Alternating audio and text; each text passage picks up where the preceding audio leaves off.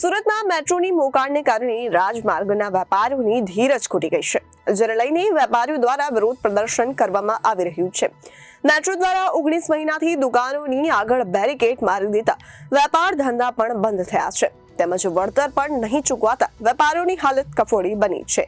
સુરતમાં મેટ્રોની મોકાણને કારણે રાજમાર્ગના વેપારીઓની ધીરજ ખૂટી ગઈ છે, જેને લઈ વેપારીઓ દ્વારા વિરોધ પ્રદર્શન કરવામાં આવ્યું છે। મેટ્રો દ્વારા 19 મહિનાથી દુકાનની આગળ બેરિકેડ મારી દેતા વેપાર ધંધા બંધ થયા છે, તેમજ વળતર પણ નહીં ચૂકવાતા વેપારીઓની હાલત કફોડી બની છે। મેટ્રોની કામગીરી છેલ્લા ઘણા સમયથી ચાલી રહી છે। સેન્ટ્રલ ઝોનમાં રાજમાર્ગ પર મસ્કતી હોસ્પિટલથી પોસ્ટ ઓફિસ સુધીનો માર્ગ બંધ કરાયા બાદ વિસ્તારના વેપારીઓમાં રોષ છે। મેટ્રો કામગીરીને લઈ કમ્પાઉન્ડ વોલ અને વળતરના પ્રશ્નો બાબતે હજી સુધી કોઈ નિરાકરણ ન આવતા માર્ગ પર વર્ષોથી વેપાર ધંધા સાથે જોડાયેલા વેપારીઓએ વિરોધ નોંધાવ્યો છે। મેટ્રોની કામગીરીને લઈને જે પ્રમાણે ભાગળમાં વેપારીઓને તકલીફ પડી રહી છે, ત્યારે વેપારીઓ આજે જે એક દિવસનું બંધ પાડીને વિરોધ કરી રહ્યા છે અને જે પ્રમાણેની મેટ્રોની કામગીરી જે ગોકુળ ગતિએ થતી હોય છે અને તેને લઈને જે પ્રમાણે તકલીફ ઊભી થઈ છે અને ખાસ કરીને વેપારીઓએ અત્યારે રોવાનો વારો આવે તે રીતના ધંધા ચોપટ થઈ ગયા છે। ત્યારે અહીંના કેટલાક લોકો સાથે પણ વાત કરીશું। શું કહેશો, કેવી તકલીફ પડે છે, કઈ રીતની કામગીરી ચાલી રહી છે?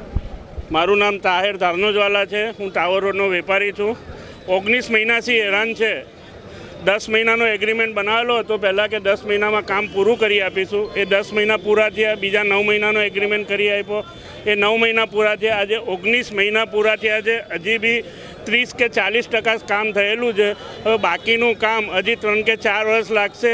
ક્યાં સુધી અમારે હેરાન થવાનું? હવે 3 મીટર રસ્તો આપવાની વાત કરે છે જીએમઆરસી, એ 3 મીટર રસ્તાના અંદર અમારું કામ કે અમારો ધંધો થવાનો નથી, અને એ 3 મીટર બી રસ્તો ફૂટપાથની સાથે આપશે, તો એ કઈ રીતે પોસિબલ છે? એમ એક બાઇક નીકળે કે એક રિક્ષા નીકળે તો ટ્રાફિક જામ થઈ જાય, તમે તમારો સામાન ટેમ્પો આ તે કઈ રીતે લાવી શકો?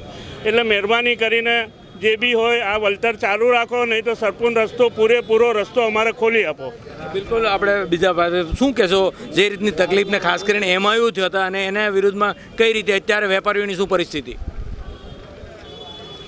હું Pankaj Chaliyawala, owner of Tata fabrics Raymond queen emporium. હું છેલ્લા 40-45 વર્ષથી અહીંયા ધંધો કરતો આવ્યો છું અને છેલ્લા તમારે વર્ષોના અંદર 2 કરોડનું ટર્નઓવર કરનારું માણસ આ મેટ્રોના કારણે ખાલી 30 લાખનું ટર્નઓવર હું કરી રહ્યો છું, બરાબર। અને જે પણ કંઈક અમને માલો મળે છે એ કોઈ પણ મહેરબાની એમએલએ કોર્પોરેટર એની મહેરબાનીથી અમને માલ નથી મળતો, અમારી ગુડવિલ પર અમને કંપની માલ આપે છે અને આ કારણે અમારી ગુડવિલ બિલકુલ ખતમ થઈ ગઈ છે। અમે પેમેન્ટની સાયકલ અમારી ડિસ્ટર્બ થઈ ગઈ છે, ઉપરાંત ગ્રાહકો પણ બીજે વળી ગયા છે, ગ્રાહકો પણ અહીંયા આવતા નથી। ઉપરાંત કોઈ પણ વાહન ચાલક જે છે એ પણ અહીંયા ટાવર પર આવતા ડરી રહ્યો છે।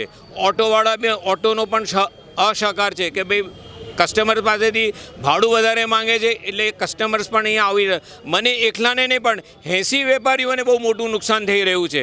સરકાર જે પણ કંઈ કોમ્પન્સેશન આપ્યું છે એ બહુ નજીવું છે અને એ અમને માન્ય નથી। હવે હાલમાં જે પણ કંઈ અમને કોમ્પન્સેશન મળવું જોઈએ એનું કન્ટિન્યુઅસ રહેવું જોઈએ અને એના અંદર અમારે ઘટતું ઉમેરો કરીને આપવું જોઈશે।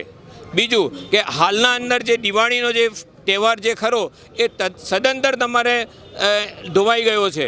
કંઈ પણ અહીંયા જે વરસાદને કારણે કાદવ કીચડ 2 ફૂટના ધંધા રસ્તાના અંદર કોઈ પણ કસ્ટમર સારી રીતે આવી શકતા નથી।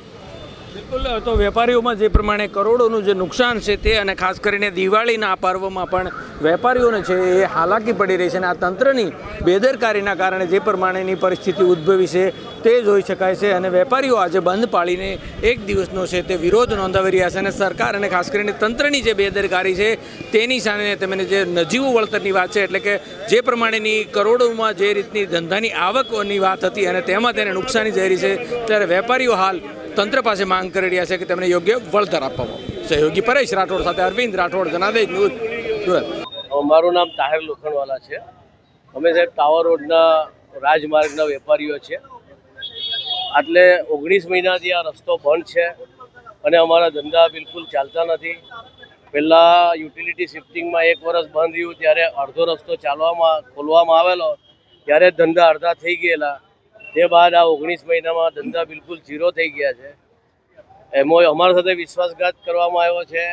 અમારા સાથે એમઓયુ બનાવવામાં આવેલું કે 10 મહિનામાં આ સંપૂર્ણ રોડ કામ કરીને રૂફ સ્લેબ બનાવીને ખોલી આપીશું. એ લોકોથી કામ પૂરું થયું નહીં એટલે એને એક્સટેન્શન કરીને બીજા 19 મહિના સુધી એક્સટેન્ડ કરવામાં આવ્યું.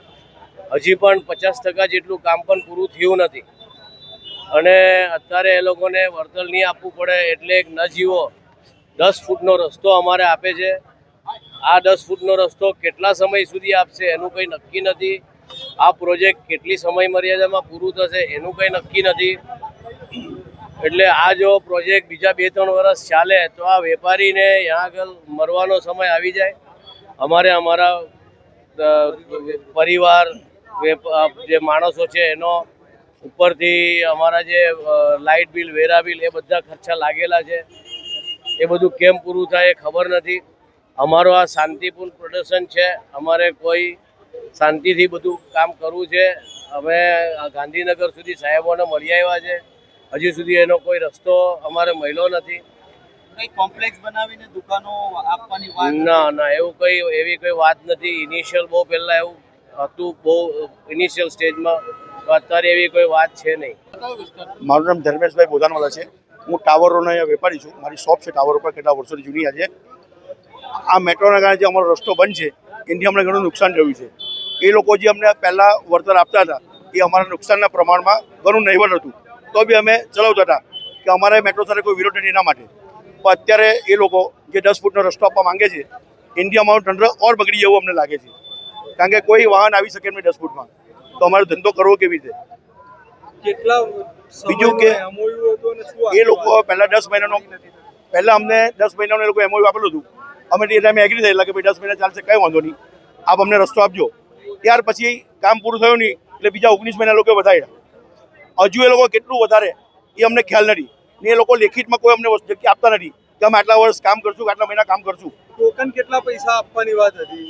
ટોકન એટલે નજીવી એ લોકો અમારે એમઓયુમાં નક્કી કર્યું હતું કે નજીવી રકમ અમને મળે છે, મળતી હતી. અત્યારે હાલમાં બંધ છે. તે બી કેટલા સમયથી બંધ છે? એ 2 મહિનાથી બંધ છે. એક બાજુ સરકાર વિકાસની વાતો કરે છે, આને કઈ રીતે તમે મૂલવો છો? એ જ સમજ પડતી નથી. અમે બી શું કરીએ? અમે વિકાસ સાથે સમજ છે ત્યારે કે ભાઈ મેટ્રો બને સિટીમાં આપણે તો આપણો ઘણો વિકાસ થશે. પણ જો અગર માણસો જ નહીં રહેશે, મરી જશે, તો વિકાસને શું કરશું અમે? અમને એની સાથે કોઈ નથી, આર્ગ્યુમેન્ટ નથી કે વિરોધ બી નથી.